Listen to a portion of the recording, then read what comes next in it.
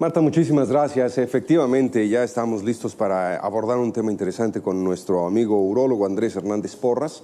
Doctor, ¿cómo estás? Gracias por estar con nosotros.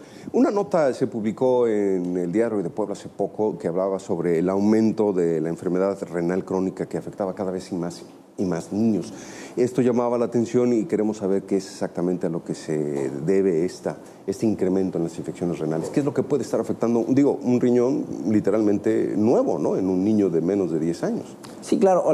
Bueno, en sí las enfermedades renales pudieran ser dos sus orígenes. Uno es las infecciones de vías urinarias en sí y otros pueden ser infecciones a otro nivel, por ejemplo, de vías respiratorias, ya sea pulmonares o vías respiratorias altas, que son la garganta principalmente. Y esas enfermedades, por ejemplo, las respiratorias, te pueden generar enfermedades autoinmunes. Eso quiere decir que el mismo cuerpo produce, de las defensas que supuestamente te defienden contra alguna enfermedad, el mismo cuerpo produce esas defensas, pero para atacar a su mismo órgano, por ejemplo, en este caso los riñones. Esas son las enfermedades glomerulares. En el caso de las infecciones, las infecciones en términos generales de vías urinarias te pueden afectar, por ejemplo, cuando un niño tiene reflujo. Si la vejiga normalmente recibe la orina del riñón, pero no debe de regresar al riñón, o sea, llega de arriba hacia abajo, pero no de abajo hacia arriba. Y en el reflujo el defecto es, digamos, de válvulas, por decirlo de una manera sencilla, y vuelve la orina, infecta el riñón y eso sí te puede llevar a una enfermedad glomerular, o sea, un daño renal. ¿Y esto está pasando más en los niños hoy por hoy? ¿A qué se debe? ¿La alimentación, los juegos o a qué? Bueno, realmente, por ejemplo, otra de las causas es la diabetes. La diabetes en los niños ha aumentado su frecuencia y eso, por consiguiente, ha aumentado la frecuencia de enfermedades renales. La diabetes es una enfermedad que cuando avanza, cuando progresa, puede dar daño renal. A otros órganos, pues, pero entre ellos al riñón.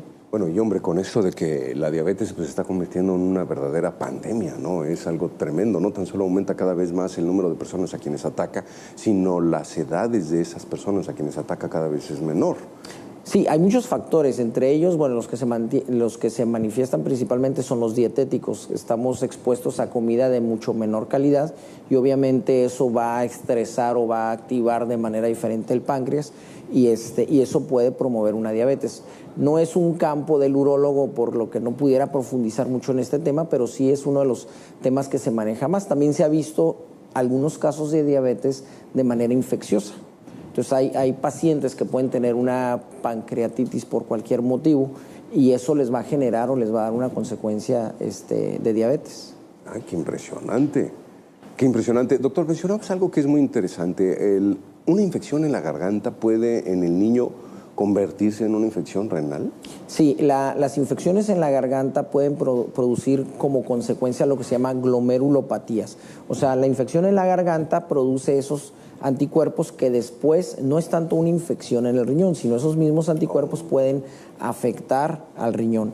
Entonces es bien sabido que los niños que tienen infecciones crónicas de garganta, si no se lo tratan de una manera adecuada, pueden desembocar en una insuficiencia renal con el tiempo. Entonces, esa es una de las razones por las cuales se solía extirpar las amígdalas a niños con infecciones recurrentes y recurrentes. Así es uno de los, digamos, en un tiempo todo mundo nos sometimos o nos sometieron a amigdalectomía por esa razón. Entonces, por eso no tengo amígdalas desde los 6 años, ahora lo entiendo.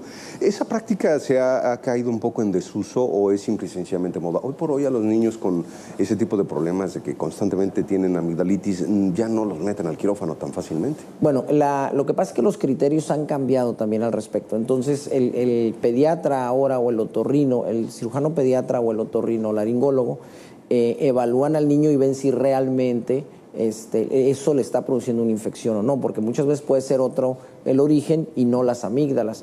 Las amígdalas lo que hacen, las anginas, es un tejido que produce defensas al cuerpo. Entonces también quitarlas sin razón o quitarlas porque pensamos que pudieran estar produciendo algún problema, le estamos quitando un mecanismo de defensa al niño, ¿no?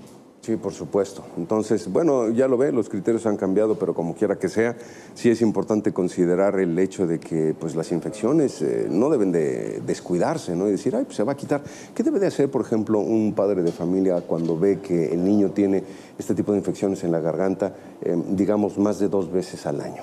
Bueno, él definitivamente tiene que buscar la ayuda del médico. Muchas veces se tiende a la automedicación. Ahora con la limitación en los antibióticos, pues obliga a la gente a ir más al médico o al médico general. Entonces, si son tratados de inicio de una manera adecuada, eso va a disminuir la posibilidad de resistencias. Por ejemplo, si una persona se toma el medicamento y se lo toma, se siente mejor, lo deja de tomar, se vuelve a infectar porque no se resolvió el problema o más bien resurge la misma infección, vuelve a tomar el antibiótico y ese, digamos, toquecito de antibiótico a la bacteria hace que se genere una resistencia.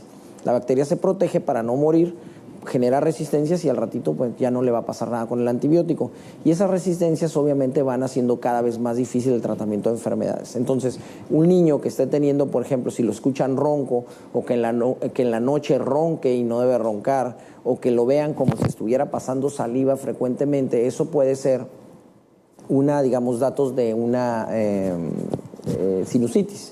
Entonces, si el papá o si los papás no lo atienden de manera adecuada, no le resuelven el problema, bueno, pues eso va a generar mayor, digamos, posibilidades de una infección que se haga crónica y afecte a los riñones. La otra cosa, por ejemplo, es desde el punto de vista urológico. Hay niños que se aguantan mucho las ganas de orinar. Entonces hacen unas vejigas. Las niñas principalmente tienen mayor capacidad, son unas vejigas grandes, tienen orina residual y eso tiende a infectarse con mayor frecuencia.